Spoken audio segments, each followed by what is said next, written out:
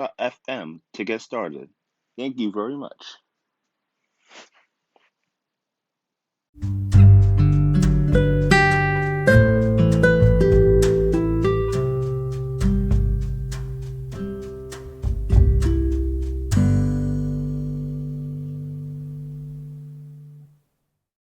Good morning, everybody, and welcome to another episode of Gotta Have Heart Wrestling by your host, Jamel Honus. I gotta tell you something. I am excited to do this episode today. I am really excited because not only did I mention last week, we're gonna talk about in my opinion, this is my list, my personal list. You can categorize it, change up however you like. But the top five greatest Survivor Series matches of all time, in my opinion. You fans may agree or disagree with me, but this to me is my own list I put together, in my opinion. The top five best or greatest Survivor Series matches of all time. It could be anything. It could be elimination match, it could be a one-on-one match, it could be a title match, it could be literally anything, but it's my list. So, but not only that, I decided to throw in something special tonight. Listen, this is the month of the Undertaker. Survivor Series this year, November 22nd, will mark Undertaker's 30 years in the business. Greatest 30 years out of any superstar ever. And Undertaker has defeated the best, the most well respected superstars ever in the history of WWE. Today, I'm going to dedicate this episode to The Undertaker by talking about his years in the Attitude Era of 1998 and 1999. So that's what we're going to talk about The Undertaker's 1980 through 1999 today. And I say these are two of the most interesting years I've watched The Undertaker compete in. I think during these 2 years, he's had some of his best matches and best moments, best promos, and even best metamorphosis of any character I can imagine. So I'm excited this episode here today. And yeah, we're gonna talk about the top five greatest wrestling matches of all time. I feel like when you look at Survivor Series, you look at all the matches you think about of who's who, like such as Team Andre the Giant versus Team Hogan from 1987, or you gotta talk about the first ever coffin match from 1982, or you gotta talk about the time Bob Backlund made Bret Hart, well, not made, was Well, let's just say won the championship via controversy from one little deranged jealous brother of Bret the Hitman Hart after claiming he did not lose the championship in 1982. Hmm, very strange. And that now continues a cycle of random WWE title changes for the next 6 years beyond that. All these special Raw vs. SmackDown matches, all the first ever debut matches like the Elimination Chamber, we've had a lot of great, awesome moments that in history have come from this Star Series event. It's not only a Thanksgiving tradition, and speaking of Thanksgiving, I'm really, really glad we don't have to see the gobbledygooker. That's probably the worst thing you could ever see in Star Series history. I get it, it's Thanksgiving, you gotta have a turkey, but still, this is, in my mind, the dumbest stuff ever seen in WWE. I cannot stress this enough. I want to choke the turk. No, no, no, no, no, no. Let me see not say that. Let me not say that. That just sounds totally wrong in my head. But anyway, you guys know what I mean. I like to toss that turkey out the window. If I could. I hate the gobbledygooker. If you don't know what it looks like, search them up on Google. You'll see what it looks like. It's a freaking turkey. I want to know the man who was in that turkey outfit. I want to take his costume off, look him in the eyes, and say, "This is the dumbest gimmick ever in not only WWE's history, but in wrestling history itself." I cannot stress this enough. I hated it. I think one time I watched it when he came out WrestleMania 17. I'm going off topic a little bit of this, but at WrestleMania 17, that gimmick battle royal, April 1st, 2001, WrestleMania 17 in the Houston Astrodome with 67,925 fans there. He came out. I think I was 7 years old. That turkey scared the crap out of me. I don't know. The way he flaunts his feathers and walks and dances, I did not like that turkey one bit. I really wanted to take my hand, take it inside my SD television set, and just beat him up myself, my 7-year-old body. But anywho, I don't want to talk about. Like I said, other than that, Survivor Series has provided us with some of the greatest, not the great memories, greatest controversies, but the greatest matches ever in the company's history. And frankly, I am glad to say that besides WrestleMania, Survivor Series is my second favorite pay-per-view of all time. That had a Royal Rumble and SummerSlam, of course. Alrighty. Well, let's talk about this though. Let's start off by saying that Undertaker is my favorite superstar of all time. If anybody were to ask me a question, who is my favorite superstar of all time, I was gotta say the Undertaker. My mother knows this, my family knows this, my friends knows this, my fiance knows this, and hopefully my kids can know this as well too. That the Undertaker, I wouldn't say it's a gimmick. I would not say that. Like his whole persona is it's all inspiring. The way he wrestles, the way he carries himself, he is just something that you can't take your eyes off of. You really can't. Like if you were to see this guy in person, and I've been one of those people see him in person as the Dead Man character, like it is amazing, truly awe inspiring. I still get goosebumps by even talking about it right now on this episode. It is a phenomenon. There will nobody else will be like the Undertaker. I swear to you, all my life, the Undertaker is the GOAT, the greatest of all time. And just like that, we're gonna kick things off here in 1998, where he would feud. Technically, he was in a feud with his brother Kane, Glenn Jacobs, in the storyline of how he left his brother to set him on fire some 20 years ago, and was brought back by Paul Bearer at the 1997 In Your House Bad Blood pay-per-view during the first debut match of the Hell in a Cell between Shawn Michaels and The Undertaker. I talked about this match last week in my podcast, saying how gruesome this match was, and the best thing about it was the debut of Kane. So we see Kane come about week after week on Raw, choke slamming, tombstone, any superstar he saw fit to do until he would get his hands on the Undertaker. That's all he wanted was to get the Undertaker, and by far he did. He definitely did eventually, but it will take some good 5 months or so to get there. Let's tie it up in January. January, Undertaker wanted to be Dead Champion. His feud for Shawn Michaels was not over. Mind you, the first counter they had at In Your House Ground Zero on September 7th, 1977, that would go to no contest, of course. And then the match at Bad Blood, you're gonna see this in history was that Shawn Michaels has defeated The Undertaker thanks to the debut of Kane. So this match is planned. 1998 Royal Rumble from San Jose, California would be Shawn Michaels defending the WWE Championship that he had won as the Survivor Series via controversy again from Bret the Hitman Hart, who had left the company the very next day. But would defend the championship against The Undertaker in the Undertaker specialty, a casket match. You would think that this match favors The Undertaker 100%. But looking at the history of casket matches, there's a one special casket match at this event, mind you, Royal Rumble, from 4 years prior to Yokozuna with that same WWF Championship on the line, where The Undertaker would lose by having interference of 10 different superstars, including one, Big Daddy Cool Diesel, who would help Yokozuna put The Undertaker in the casket, declaring himself the winner that night. Hopefully, we wouldn't see that same thing happen again like 4 years ago. But nonetheless, of course, Shawn Michaels has DX by his side, Triple H in China. So, weeks leading prior to we get to Royal Rumble, we see this casket match.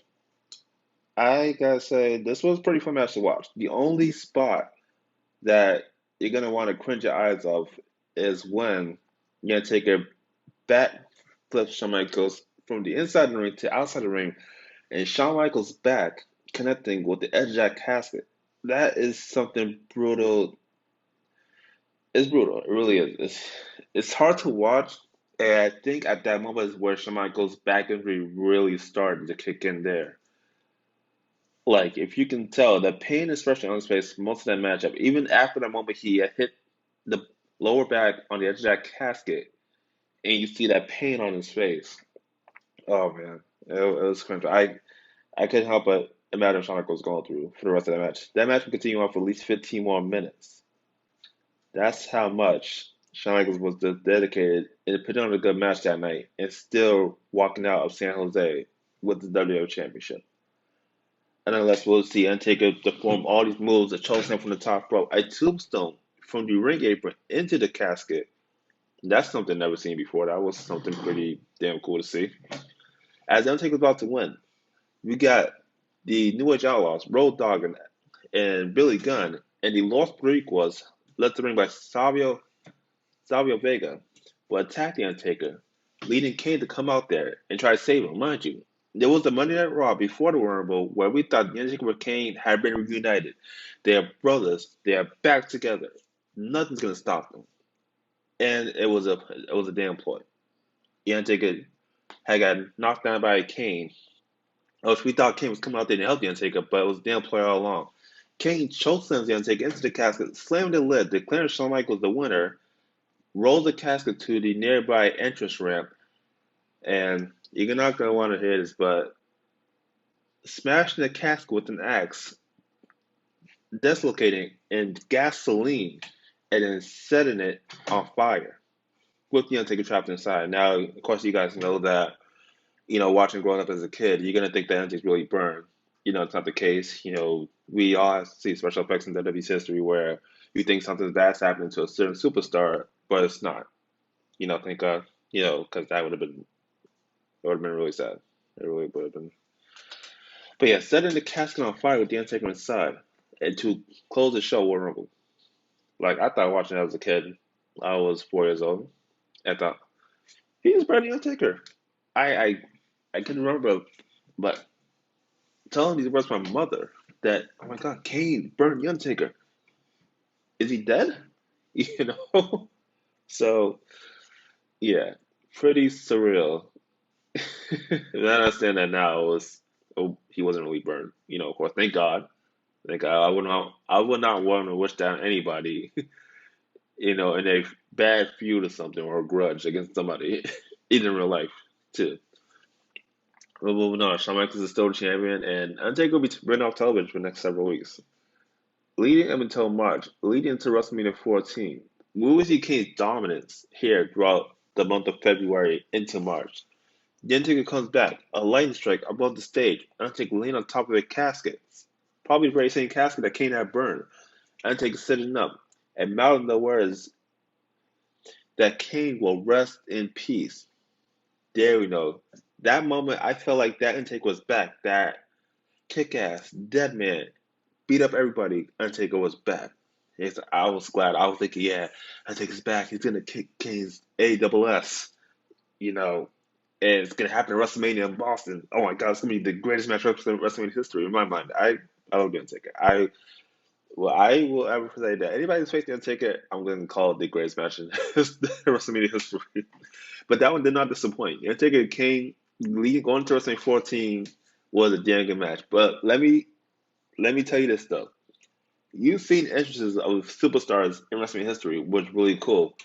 You saw Diesel with Pamela Anderson at WrestleMania 11. Um, you see Honky Tonk at WrestleMania 6 going into the ring with on a car, a Cadillac with Diamond Dallas Page driving. Pretty damn awesome. You gotta go back and see that entrance. You see, you know, all these amazing entrances. And as we see the glass shatters from WrestleMania the previous year, 1997, which Stone Cold Steve Austin, that awesome 316 glasses shattering down, and with him coming out of it. You had got to see the Undertaker's WrestleMania 14 entrance with the creatures of the night, with these sticks on fire, these fire sticks, all surrounding the entranceway, in the rampway. And Undertaker just coming down in this gothic costume, going right past these creatures of the night into this costume. It was so surreal. It really was like the greatest entrance ever in WrestleMania history. And in my mind, it's still my favorite entrance. I will watch it over and over again with the thunder in the background, the lightning strike. Oh my God, that was a really damn good entrance. You can go back and see that on the WWE Network. Like that entrance was so damn amazing. He gonna take with defeat Kane and become 7-0 at WrestleMania. Really good match. Even though Undertaker did a tombstone by Kane on the steel chair, I think from that point we knew it wasn't over. Then they would turn it up a notch here. WWE wanted to introduce a new type of matchup into the company. A match with Undertaker and Kane at the next pay-per-view of In Your House Unforgiven on April 26, 1998, where Undertaker and Kane it would fight again with the ring surrounded by flames, calling it the Inferno match. That match was set a lot of standards, and I'm thinking this is gonna be a dangerous match. Somebody's really gonna get set on fire here. And that's the rule. That rule is you have to set your opponent on fire to win the match. Like you thought the match that their beat down drag out WrestleMania match was something. This will take it up to a whole new level. I can't ever imagine watching this match and be like, I have my hands I've had my hands on my face, trying to cover my eyes and not see every time Undertaker would slam Kane or Kane would slam Undertaker, the flames would just jump up 6 feet in the air. Even the ropes were there, the turnbuckles, thinking the ropes didn't catch on fire. Thank God they didn't catch on fire. But damn, those flames were really high. Every time an offensive maneuver was hit by Undertaker or Kane, those flames would burst up in the air. Mind you, a good 6 feet. If I was standing next to that fire, they would be they'll rise up taller than me. That's how high those flames were in that matchup. So I'm glad the fans were at least pushed back at least 5 feet from the ring. So due to safety there in Greensboro, North Carolina, to make sure that nobody at ringside, not even the commentary people or the cameraman, would be caught on fire. Thank God. Your referee too. I think I was a referee involved in that matchup. You know, of course they would find a way to get outside the ring. Vader would interfere a little bit to attack Kane from him getting beat down by Kane at the No Way Out pay-per-view in February of 1998. The Undertaker, a key spot in this matchup, the Undertaker would go over the top rope, landing on both Kane and Vader, attacking Paul Bearer and hitting Kane with a steel chair, causing Kane's right arm to be on fire here. The Undertaker winning the match here, that would put a little tiny pause on their rivalry for now, as the Undertaker really wanted to be, as he was earlier this year, he wanted to chase after the World Wrestling Federation Championship. Now we're gonna take a break right here, and I'll be right back to continue on what the Undertaker would do to try at least get a title shot in SNEA.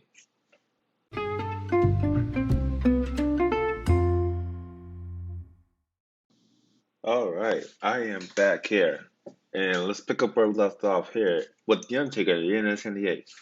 Moving on here, May of '98 would be probably interesting month. The Undertaker would desperately try to get to Mr. McMahon to get a title shot at the championship. Mind you, Stone Cold is your reigning WWE champion. It's probably at that time the hottest superstar, the most popular superstar to come out of WrestleMania 14, defeating Shawn Michaels in the main event, with Mike Tyson as a special enforcer to become the WWE champion for the very first time in his career. The hottest thing ever. Like I loved Austin being champion. I thought at that time with the Attitude Era, that was the perfect opportunity for someone to represent a company as a champion. Stone Cold Steve Austin. Mind you, the Undertaker was not going to take no for an answer here. We decided to do everything here. Even with Austin's match, this a little topic here, but if you go back to watch the Austin Do Love match from Over the Edge 1998, it was probably one of my favorite matches of all time, favorite WWE Championship matches of all time. That match was pretty good. You had Gerald Briscoe, the timekeeper, Pat Hanson's ring announcer, and Mr. Man as a special referee. You thinking, holy shit, how the hell is Austin gonna walk out champion? He will do whatever it takes. Knockdown Dragout. Austin will still be WWE champion. Mind you, that pay-per-view took place on May 31st, 1998 from Milwaukee, Wisconsin. Really great pay-per-view. You would have to watch it. Undertaker was there for, thank God, ringside to at least make sure Austin was still the champion by sticking it to one Mr. McMahon. And by then, we will see the Undertaker go on to continue his feud with Mankind. That's right. When Mankind was due love, metamorphosized into Mankind. And this was see one of the most destructive matches. The Hell in a Cell. I talked about this last week on the podcast. The Hell in a Cell match, the infamous Hell in a Cell match between The Undertaker and Mankind from the 1998 King of the Ring. This match is surreal. I will not get into this again because I talked about this last week. But again, go back and watch that match on the WWE Network. That match was damn destructive. You're not gonna want to. You're not gonna want to not watch this match. or take your eyes off it for one split second. There are a lot of key moments in this matchup, and including one again with Mankind getting tossed off the cell. Moving on, Undertaker wins that match. What it tried to interfere in the Austin Kane first blood match in the main event. I'm thinking, okay, Kane's fully outfitted here. How the hell is Austin was black boots, black knee pads, and black trunks gonna bust Kane open with a full bodysuit with only his left hand exposed here? Even he had a mask. I'm thinking, watching this match, I'm thinking, how the hell is Austin gonna bust Kane open here? That would stop Austin. It opened up a can of whoop ass on Kane that night. We will see even the cell come into play here, which I thought was kind of weird too, but the cell came down. First, we see Mankind interfere. Gets the stunner from Austin. The Undertaker comes in here with a steel chair. Think he's gonna hit Mankind. No, he connects with Austin's chair, bouncing Austin's chair off his head. Austin's busted open, costing Austin the match, with Kane becoming the new WWF champion that night. Pretty surreal here. I'm thinking, okay, he helped Kane become champion. And then two Kane together. What's going on here? Or Undertaker just didn't want to be, Austin be champion no more, as opposed to what happened there. Well, over the edge. Okay, moving on here. We'll see Austin gain the championship the next night on Raw from Kane, making Kane's championship run only a day. Here's another problem with this. I, as a fan, a big wrestling fan, I do not like short championship reigns, especially from top main eventers. It doesn't make sense. But Kane to hold the championship for one day, just lose it back to Austin, then what was the point of Kane winning the championship at the King of the Ring? I don't know if creative booked Kane that time to become more champion, and then oh, okay, we'll drop you back to Austin next time in Raw. Like that, it could have been something. It could have been months from now. It could have been surprise series. Like why the next night? I will never know this. I really wouldn't.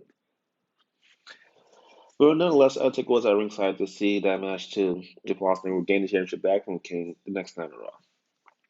Now here was where we see some implosion. We will see Mankind and King form alliance, even winning the W Tag Team Champions here, to set up a match made by Mr. Man himself for them two to defend the Tag Team Championship against, wait for peoples, the team of of Undertaker, excuse me, and Stone Cold Steve Austin at the WWF Full Loaded Pay Per View on July 26, 1998, from Fresno, California. That pay per view is fun to watch. I'm gonna actually go do an episode on that pay per view event because that event was fun to watch that night. Even though everybody thought it was a shit show, but I enjoyed Full Load in 1978. Pretty surreal match. In the main event, we'll see those two teams battling for tag team championship. We thought the Undertaker was the no show. From the weeks prior, there's a lot of questions to be answered here. Was it going to be 2-on-2 with Undertaker and Austin versus Kane and Mankind, or is it going to be 3-on-1 with Undertaker, Kane, and Mankind versus Austin? Mind you, Mr. Man, well, mind you, on the July 6th episode on Raw, where it was supposed to be a choke match between Kane, Undertaker, and Mankind to see who would be the number one contender for Austin's WWE Championship whenever that match would happen. Here is probably a smart thing creative came up with this. We thought the Undertaker was no show again. The Undertaker wants the match. We thought it was Kane and Mankind 1-on-1. Again, the match happened in dark. We will see whom we thought it was Kane take a swinging chair and hit Mankind in the face. Mind you, they are the tag team champions. Hit Mankind in the face, and then roll him in the ring for a tombstone powder 1, 2, 3. Fast match. Maybe lasted like maybe less than 5 minutes. Until that moment where we will see Austin sitting on the commentary table at ringside and Kane ripping out that mask, which turns out to be the Undertaker himself. So we don't know if maybe Undertaker may have got the Kane backstage before the match happened. But yes, the mask came off, Undertaker in Kane's outfit. Technically, him winning the match and getting the future title shot against Austin. That is probably the smartest thing I've ever seen. I would go back and watch that movie forever because that was the smartest thing I've ever seen in that match. Pretty damn cool to even see that again, you know? So, yeah, you know, but here's a surreal thought. Here's where WWE throws a monkey wrench into what led up to be their big matchup for SummerSlam '98. That tagline for the event was the highway to hell. Mind you, we have the song Highway to Hell by AC/DC. One of the greatest songs that ever come out. I love the AC/DC. I can tell you I'm a big fan of theirs, and I love most of their songs. Even Shoot to Thrill. Really good song. But yeah, fully loaded. Undertaker and Stone Cold Steve Austin will win the tag team championship from Kane and Mankind, with Austin not only being the champ, but also being tag champs at the same time. Even though the Undertaker did walk out both the belts. So there was still more questions to answer, especially what was going on between Undertaker and Kane. Were they really together or not? But we did see the Undertaker hit a chokeslam on Kane and get the 1, 2, 3. Just like that. Quick. Yeah, it'll take a lot to beat Kane, but since I won chokeslam? Really? Oh, okay. Well, nonetheless, Undertaker was the first time in his career a tag team champion with Austin. Then those two will lose tag champs to the New Age Outlaws the next week on Raw. Adding more fire to adding more fuel to the fire and igniting their rivalry, leading to SummerSlam for the WWE Championship. Here's where we see the conspiracy here. The conspiracy is that Undertaker and Kane are secretly together. No matter what, they did whatever they needed to do to any superstar, whomever it was, when they did it, leading up to SummerSlam, making them think maybe Kane's gonna be in Undertaker's corner. Austin has no chance of walking out of Madison Square Garden August 30th, SummerSlam as the WWE Championship. We get the SummerSlam. We see these two going off here, falling back and forth. This, in my mind, was also one of the greatest SummerSlam matches I've ever seen. I would go back and watch the match over and over and over again. I love an Austin Undertaker match. You're gonna see a lot from both these guys. They're gonna bring up the best of each other. They have that chemistry. They really do. It's undeniable. They have that legit chemistry. You know. Even a key spot for that matchup was when Austin was on the announce table. Undertaker diving off the top turnbuckle. That leg drop the announce table. Big man can fly. Big men can fly. That was freaking surreal. We go see here. We even a choke slam from the outside of the ring apron to Austin to the middle of the ring. We will see old school, but Austin countered with a low blow, which maybe not look like a low blow, but just a punch to the midsection. Austin goes for the stunner. 1, 2, 3. Austin is still your WWE champion. Mind you, I think Kane won the end of that matchup, but the Undertaker telling Kane to go to the back, let him do it by himself was a noble thing. But we're gonna help by looking at both of them walking away. Austin and Silver Championship. Yeah, this feud is pretty far from over here. Next time, Raw, Mr. Man. Well, the next week on Raw, mind you, Mr. Man is setting up a match with Austin, Kane, and Undertaker, triple threat matchup at WWE Breakdown in Hamilton, Ontario, Canada, that night. That's September 26th, 1998. Here is the twist here. This is how badly Mr. Man did not want Austin in the championship. Undertaker is prohibited from hitting Kane, and Kane was prohibited, keyword prohibited. I'm not going to say it repeatedly like Mr. Man did, prohibited for defeating the Undertaker. Rather. They can't defeat each other. They can't defeat each other. Both of them only have to defeat Austin and become the champion. Austin can, however, defeat both of them. Triple threat matchup. No qualification here. We get to breakdown. We see triple threat matchup back and forth. We even saw Kane and Taker fight each other, even though we knew that the sole purpose of the match was to get the championship off Austin, no matter who was it, Undertaker or Kane. But of course, we didn't fight each other in the key spots of this matchup here. Pretty surreal here that both these guys hit the double chokeslam for the 1, 2, 3. Both of them pinning Austin at the same time. I'm thinking, who is the champion? Is that Undertaker or is it Kane? Mr. Man comes to the ring, gets the belt, and goes to limousine with Austin after him, and quote unquote, "It's mine, Austin. It's mine." And flipping Austin off with the birdie to end the show of WWE's Breakdown. I thought that was really, really funny. Oh man, what a moment that would be. We'll see now next time in Raw. One of the most infamous moments in Raw history. Mr. Man thinking we can just present the WWE Championship to either Undertaker or Kane. Austin drives in the ring on a Zamboni. Mind you, a Zamboni is a machine that they use to clear the ice off the ice rinks to make it more smoother so that ice skaters wouldn't fall. But Austin brings the big Zamboni to the ring, crashing into the ring, going on top of that Zamboni and jumping on top of Mr. Man, and oh man, and you can hear JR from the background, JR, Jim Ross, the commentator that night, saying, "Austin got McMahon, Austin got McMahon, oh man," and like that was. I love when Jam misses points. I feel like, throughout those moments in Raw history, the Attitude Era, I think those were the best background voice you could ever hear. Jim Ross going top of screaming from the top of his lungs, no matter what he was saying. It was pretty cool. As a wrestling fan, I enjoyed that. I really did. There's nobody better than JR. It really isn't. But yeah, Austin Collins and Bonnie, and with Kane and Undertaker supposedly to be Mr. Man's protectors from Austin, they didn't do a damn thing. And you can't blame them. I mean, who the hell's gonna tell the Undertaker King what to do? I wouldn't. I really wouldn't. So after that, Mr. Man's key words saying to both Undertaker King, "You didn't live up to the end of the deal. I'm not gonna live up to mine," quote unquote. The Undertaker gave Mr. Man a threat, not so much as a threat, but a promise that screws with either one of them, he was gonna be one handicapped. As Undertaker promised, Miss Man flips them both off the birdie behind their backs. The Undertaker and Kane beating down Mr. Man like he was a wrestler, even though he technically wasn't. He was the owner of the company, a wrestler, and breaking Mr. Man's ankle later on that night between these steel steps. But before all that happened, mind you, Mr. Man made a match for WWF Judgment Day on October 18th, 1998, from Chicago, Illinois, at the Allstate Arena, with Austin versus Kane for the W Championship. Now, Undertaker versus Kane for Dutch Championship, with Austin being the special guest referee.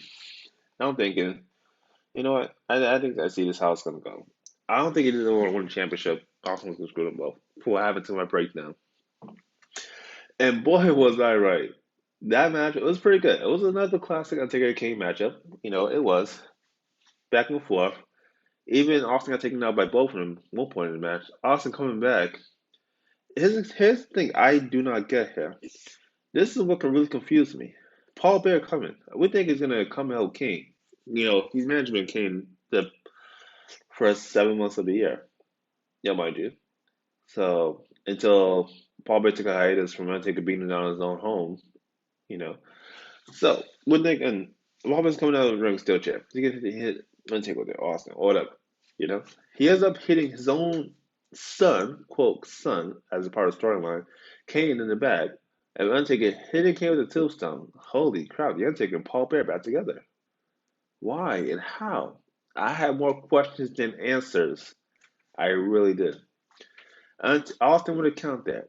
Austin delivering a stunner to the Undertaker, a chair shot, a count of both Kane and Undertaker's shoulders, 1, 2, 3 to the ground. I think that's how it goes. I thought it was supposed to be a 10 count, but nonetheless, Austin does what Austin does. And Austin, in fashion, counted the 1, 2, 3, ringing the bell and saying the winner is Stone Cold Steve Austin. Of course, we will say what after that the infamous shot of Mr. Man saying, "Austin, screw you, you're fired." For the people around the world will hear. Mr. McMahon had finally got rid of Stone Cold Steve Austin. But Austin let us know assured, even to Mr. Man himself, that this is not the last time we would have ever seen Stone Cold Steve Austin. Yeah, it's not the last time we've seen Stone Cold. Fortunately, thank God. There can't be WWF without Stone Cold. All right, we'll talk about what took place the night after Judgment Day, as we will see Undertaker metamorphosized into a different character, a more evil one at that too. We'll be right back here on the podcast of Gotta Have Heart Wrestling with Jamal Holness.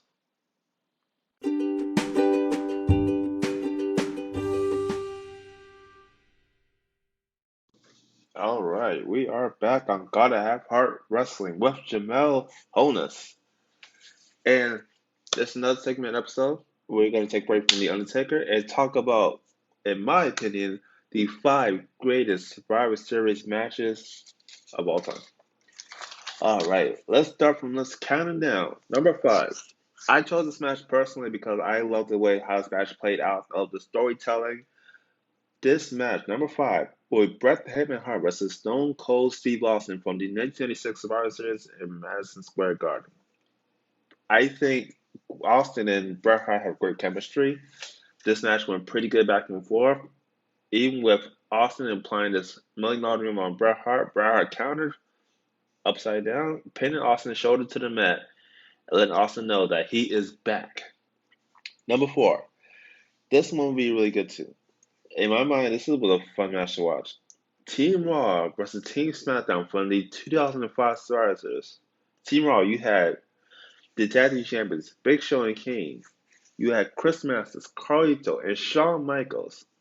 Pretty good team here, not too bad. Versus this team, SmackDown of Bobby Lashley, Rey Mysterio, JBL, Randy Orton, and the World Heavyweight Champion Batista. Mind you, Batista had injured ribs that night going into the matchup. This Survivor Series emanated from Detroit, Michigan. To see all these guys eliminate one by one, to see Shawn Michaels and Randy Orton coming out as the final two, Randy Orton in the RKO for the win for Team SmackDown. Little you know, these guys is a very deadly surprise after that matchup. I think you know what it is. Number three, we will see Stone Cold Steve Austin versus Triple H. In my opinion, a good match too. I just watched this baby yesterday. I watched it again back quote just because the ending was so damn freaking cool but scary. For the Survivor Series 2000, this match would be Knockdown Dragout with Triple H getting busted open and getting his ass kicked from what he had put Austin through the year before with the car accident in Detroit in the year before Survivor Series. This Detroit would take place from Tampa, Florida. You know, that night, what we see that had no winner, mind you, had no winner. But Austin gave us that memorable moment where he left the Triple H over 20 feet in the air in his car in a backhoe truck, dropping Triple H upside down on his head in the automobile. Number two, the debut of the Elimination Chamber match from the Survivor Series 2002. Again, Survivor Series went back to MSG just like it did in 1996. And we saw the first ever Elimination Chamber match put together by then Raw General Manager Eric Bischoff to see the components of Rob Van Dam, Kane, Chris Jericho, Booker T, the World Heavyweight Champion Triple H, and Shawn Michaels. This match is memorable. Shawn Michaels' comeback match where he beat Triple H at SummerSlam, and then will go on to come to Survivor Series, beat Triple H as the final two men, bloody, battered, and bruised, to win his first World Heavyweight Championship. That is a moment I'm going to remember in my life. Where Shawn Michaels raising his hand with the World Heavyweight Championship to end the 2002 Survivor Series. And the number one match I have picked myself, probably one of the biggest high stakes matchups in ever Survivor history. I think you guys know this one here. It'll be Team WWF versus Team Alliance of WCW ECW from the 2001 Survivor Series. How could you forget? Both these businesses were the losing business, the losing brand will have to go out of business forever. Team Alliance, we saw Rob Van Dam, Shane McMahon, Booker T, Kurt Angle, and the WWE Champion Stone Cold Steve Austin go up against The Big Show, Kane, The Undertaker, Chris Jericho, and the WCW Champion, The Rock. It'll come down to The Rock and Austin in this matchup here. Back and forth, piston right fires. Kurt Angle coming for interference, who we thought was a member of Team Alliance after getting eliminated, hitting Austin with the belt. The Rock scoring the Rock Bomb to get the 1, 2, 3, and making sure that the company we love today, the WWE, lived on forever and pitting for good ECW and WCW out of business.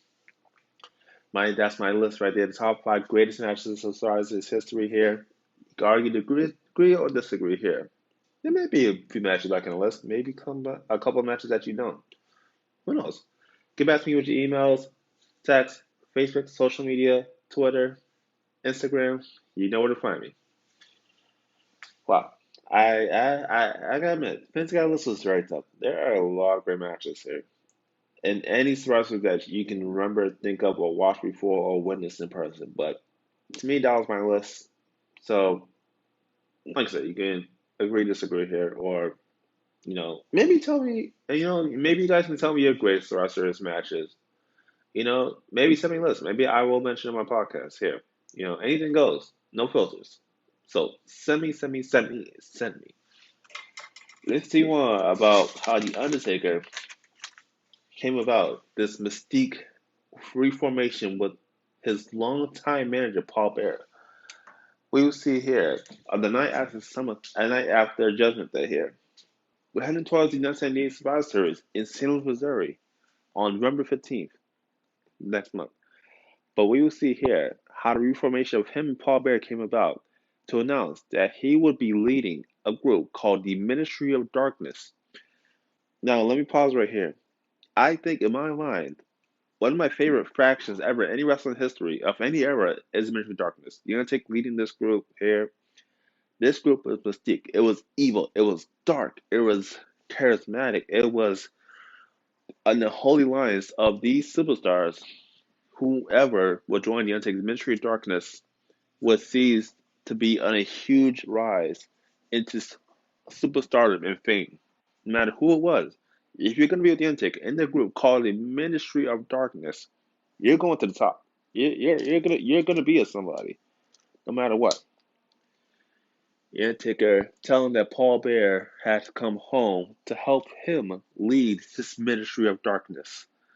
I didn't know what that meant at first, but when the Undertaker talked more about it, man, it just sounded so evil, but so damn creative. Kudos to Undertaker putting together Ministry of Darkness and giving us that faction that we would really remember from years and years to come here. Now, we saw this faction, have a surprising good superstars. First, we'll see the Acolytes come a part of it. We will see Dennis Knight, who would be renamed, repackaged as Midian. Let me tell you something this here. I'm gonna skip past Survivor Series. We saw after our bottom Austin and Undertaker buried the live match where Austin would win.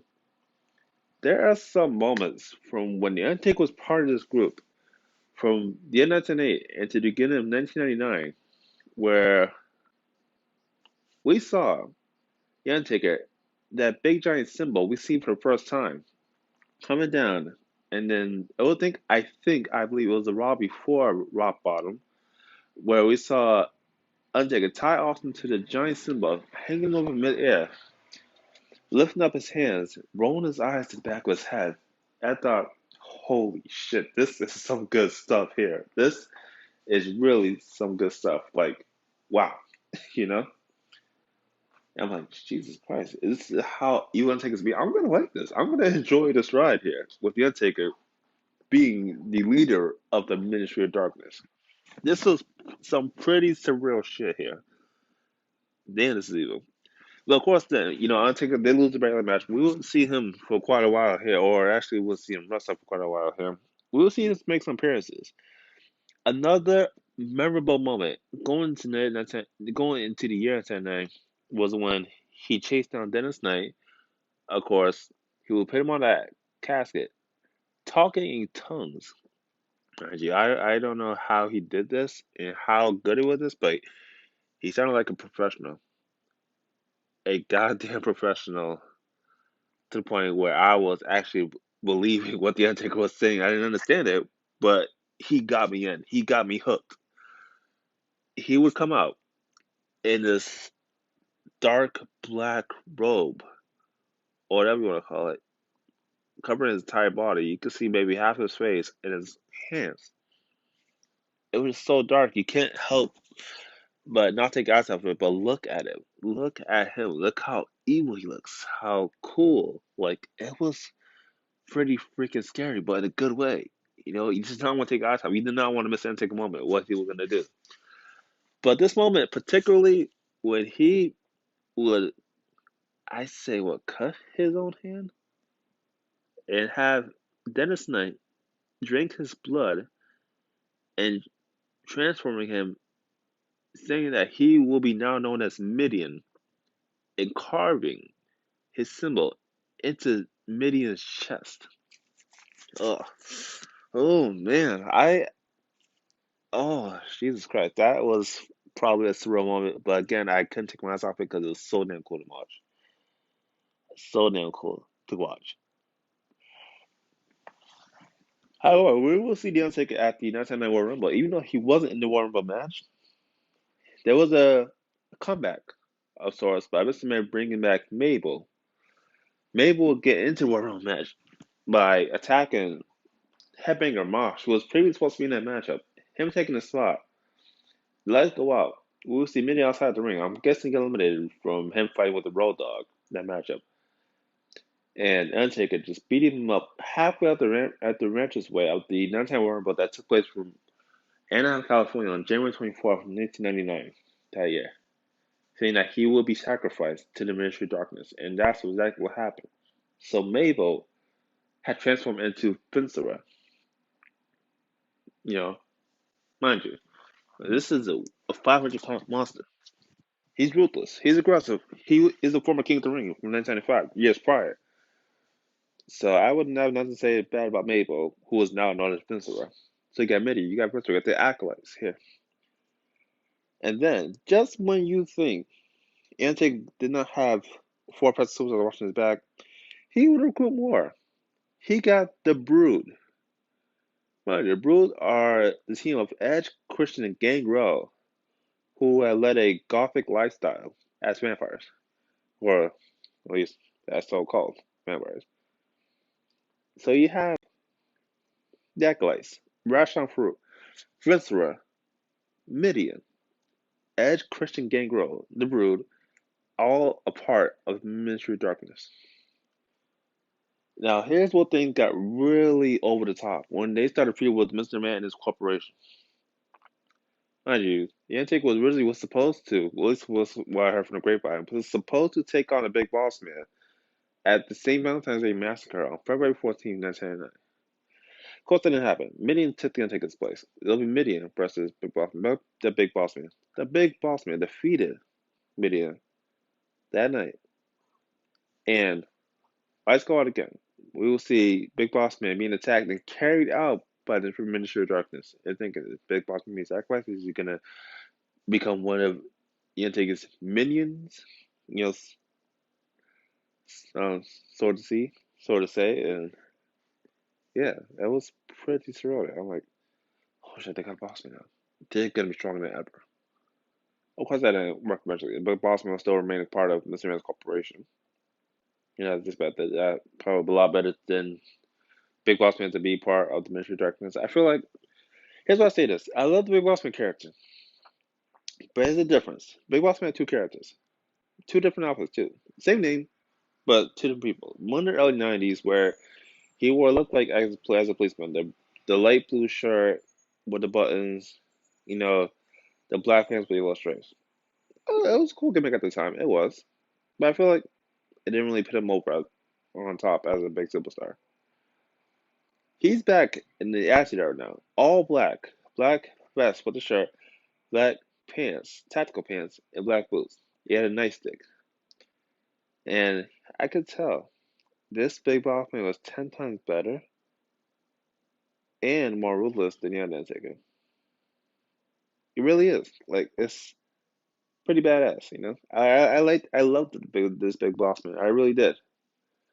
But Mr. Man will announce that WrestleMania 15, live from Philadelphia, Pennsylvania, at the First Union Center, March 28th, 1999. We will see WrestleMania's first Hell in a Cell match between The Undertaker and Boss Man. I'm thinking, I mean, this match on paper, holy shit, this might be one of the greatest matches in WrestleMania history. Again, Undertaker WrestleMania match, greatest WrestleMania match ever, in my opinion. You know, so yeah, pretty surreal here. I'm thinking, damn, who does match favor? The Undertaker Boss Man. Boss Man used to be behind cages, you know, but like The Undertaker made Hell in a Cell from when he fought Shawn Michaels and he fought Mankind. So this match could have went either way. Both men could have either, well, either man could have won this matchup. So pretty damn surreal here. And we're going to be talking about that more when we come back after this.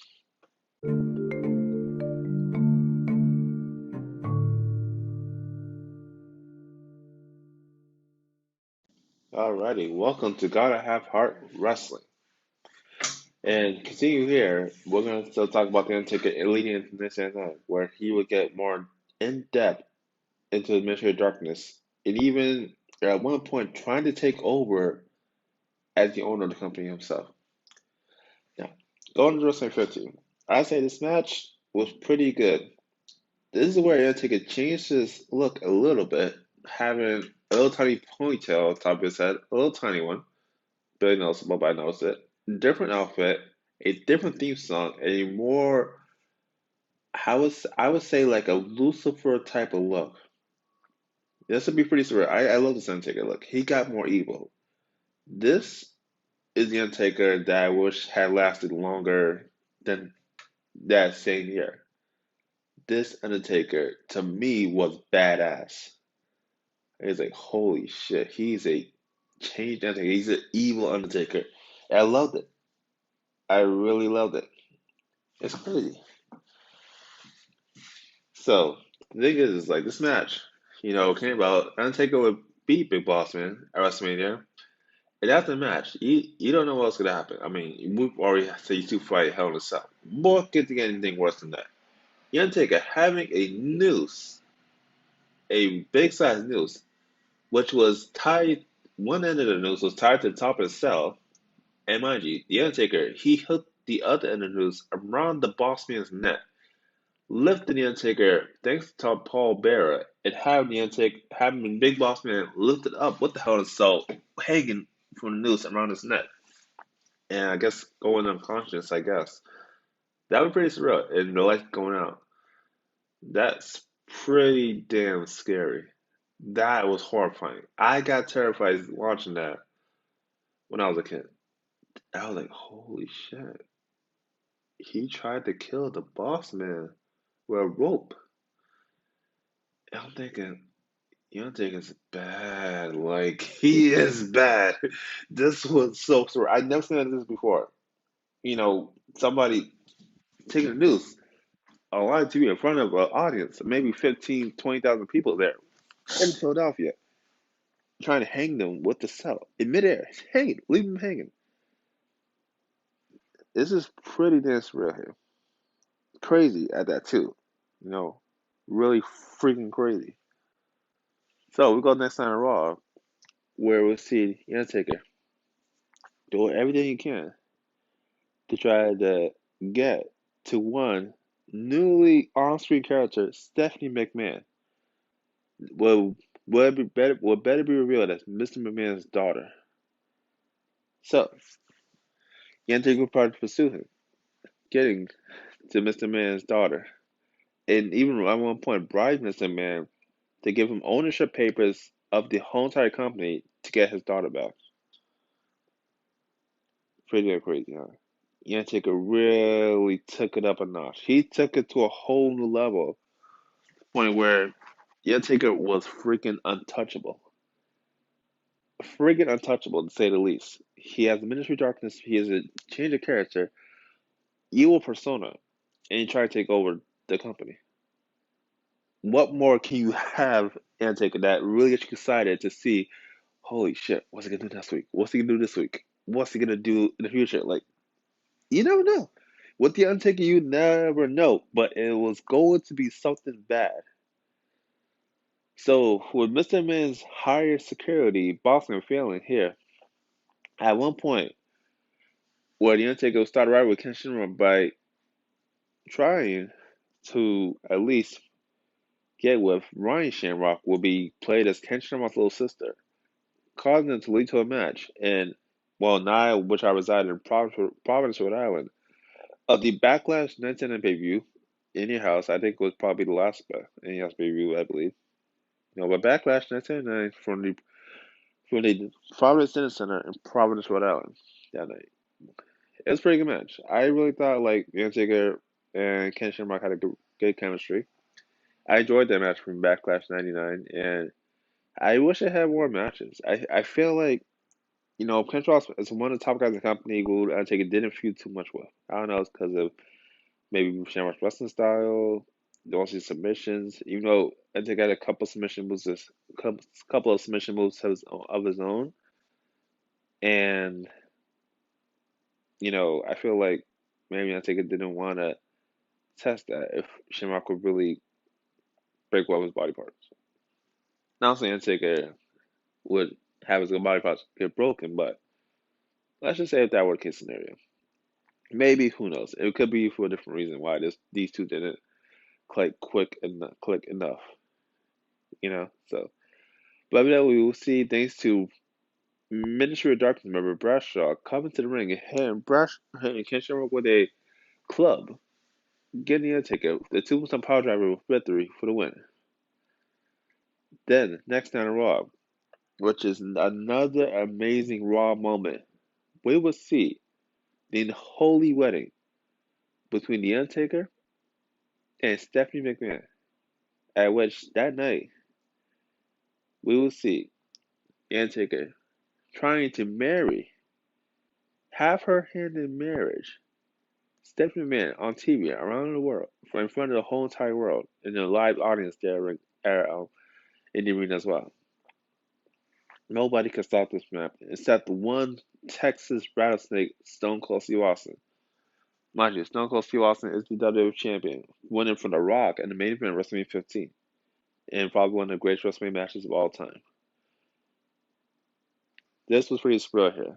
We knew that, okay, we're gearing up to see another Austin Undertaker match. This is freaking awesome. Vince made the match with Austin versus the Undertaker for the WWE Championship at WWF Over the Edge 1999, with both Mr. Man and Shane as special referees. Quote, hold on. I didn't say this, but I distinctly remember the commissioner at the time, Shawn Michaels, made this match official. Pretty crazy, yes. But we know it was a knockdown, drag down classic between Austin and Taker. And that's what we did see. And Taker, real controversy. Again, thanks to the influence of both Shane and Mr. Man. Shane with the fast count, 1, 2, 3, giving the Undertaker his third World Championship win. His third. So here we go. We are not saying that. We got the Undertaker back on top of the mountain as WWE champion by defeating Austin. Okay. This whole transformation is complete. Ministry of Darkness is good. They're on top. Undertaker's the champion. I bet if I could read some of the minds on people's faces backstage and thinking to themselves, how the hell am I going to get the championship with the Undertaker? He's not going to want to. He's not going to want to let go of that championship anytime soon. It's his championship. He won it. He may not win it fair and square, but he still won it. It was pretty crazy. So they took the champion next time on Raw here, and we see the promo between him and The Rock. But he needs to take Raw to learn tree. The Rock issued a challenge for Undertaker for the WWE Championship at the 1999 King of the Ring pay-per-view from Greensboro, North Carolina. The Undertaker accepts it. Now, people have said this enough. A lot of people have said this. Even Bruce Pritchard on the Bruce Pritchard podcast of something's better than wrestling podcast. Something to wrestle with. Sorry, something to wrestle with podcast with Conrad Thompson. One of the key things he said on his podcast that Undertaker and The Rock do not mix. They disagree a lot of things, which I believe it. I really do. I mean, what would they have in common except being two of the mega stars in the company at the time? But nonetheless, the two went 1-1 at the 1999 King of the Ring pay-per-view event, where we saw, I think in my mind, they may not click so much, but it was still a pretty damn good match. Was it not? It really was. So, it was the interest of Triple H, giving the Undertaker the two-stone power driver to The Rock, secured at 1, 2, 3. The Undertaker is still your World Wrestling Championship. Now, here's the key moments here. This is where I disliked it. Again, the Undertaker would have a short championship run by losing the championship to Austin the next night on Raw. Austin in the championship. Now, this was set up for a key match for the fully loaded pay-per-view of 1999 from Buffalo, New York, on July 26, 1999, where The Undertaker would challenge. The Undertaker would go out on Sunday Night Heat the following Sunday and make a challenge to Austin for a first blood match. Now, again, just like any big time matchup, you're gonna want to have stipulations. You're gonna want to have some urges, some bets to make sure that this will probably end their rivalry for good or once and for all. Those stipulations were that if Austin wins, if Undertaker wins, Austin will never get a shot at the World Series Championship as long as he is champion. However, if Stone Cold wins, Mr. Man, who hated Austin so much, was willing to quit his own wrestling career, not wrestling, his own entire WWE career on the line to see if Austin still wins, he would never see Mr. Man again, meaning that Mr. Man will walk away from the business forever. Those are pretty big high stakes. Even as much, we all dislike Mr. Man's character. We all gotta agree that he do love for company for the fans, everybody around the world. So we wouldn't have a lot of things without Mr. Man here. Maybe not even Attitude Era. I will go as far as to say maybe not even the Attitude Era. Now, going up to this matchup here, we see the Undertaker coming out first. Austin coming out second. The Undertaker meeting Austin at the beginning at the entranceway. These two fighting. Well, Mr. Man wanted a close-up vision. Wanted to see himself was sitting at ringside with the commentators as well. This match was pretty good match. It was pretty good to watch. It really was. I enjoyed it. And with that night, Austin getting with thanks to X-Pac with that spinning heel kick from Undertaker jumping X-Pac earlier in that night at full loaded. And Austin was to still be Dead champion with the Undertaker getting busted open thanks to that camera shot by Austin. Pretty surreal here. Really surreal. I'm thinking, okay, this is probably the Undertaker's big WWE Championship push. It was still a good push. It really was. Him being WWE Champion was, especially during the Ministry of Darkness, is one I'm definitely going to remember. I really am. So, we will get on here with The Undertaker now starting to feud with X-Pac. But now, The Undertaker will slowly not start to distance himself from the Ministry of Darkness and start an alliance with the Big Show, calling themselves, get ready for it, the Unholy Alliance. Pretty badass name, especially if you got the Dead Man and the Giant, the Big Show, as a tag team. Who in the freaking hell is going to stop those two from tearing up every competitor on the WWF roster and becoming the WWF Tag Team Champions? Nobody. We will see Kane and X-Pac. And I gotta do an episode about Kane and X-Pac's relationship as a tag team and how they came about. But yes, Kane and X-Pac were the tag team champions twice that year. And one of the times defending against Big Show and Undertaker at SummerSlam, making probably the largest match in SummerSlam history. We will see Undertaker and Big Show win here to take the tag team championships off of X-Pac and Kane, becoming the new tag team champions themselves here. It wasn't one of the Undertaker's best matches, but it was still cool to see him win the championship again. So here, we will still have Undertaker and Big Show team up as a tag team. But eventually, the next night on Raw, the next week on Raw, mind you, from Boston, Massachusetts, we will see them lose the championships to the newly formed team of the Rock and Sock Connection, featuring Mankind and The Rock. To me, I wasn't so sure about the Rock Sock Connection at first. I thought it was a weird tag team. It really was. To me, I really didn't see what the heck Mankind and The Rock had in common. This was pretty weird. Really, really weird. So, yeah.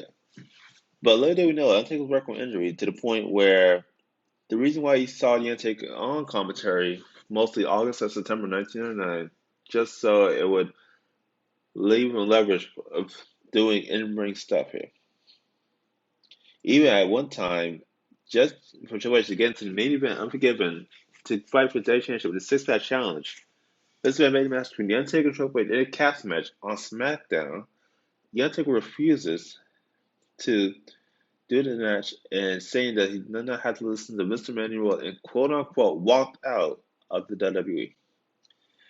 Well, I guess in no reality, he did went on a hiatus from WWE to treat his groin injury. The groin injury is a big thing, folks. For guys, it's pretty surreal. That's the last thing you're gonna want to have is a groin injury. Not for the most obvious reasons, but for certain reasons, you're not gonna have a groin injury at all. So, was I sad to see them take go off TV for it? They can hair really quit the business? Yes. Did I cry? Yes. Did I try to write a letter to the company itself? Yes, I did. But nonetheless, Undertaker was written off TV just to heal his injury. I feel like Nathaniel was pretty metamorphosed this year for Undertaker. He had adapted and evolved in so many ways to the point where he wanted to make sure that the fans that were there that night, whichever show, whichever pay-per-view, were there to see The Undertaker. And if that's not a dedicated superstar that'll do anything to his fans, I don't know what it is. That is freaking cool. I really enjoyed that. Well, all right, we'll take another break here and we will be back to talk about the conclusion and talk about what I'm going to talk about on next week's episode of my podcast.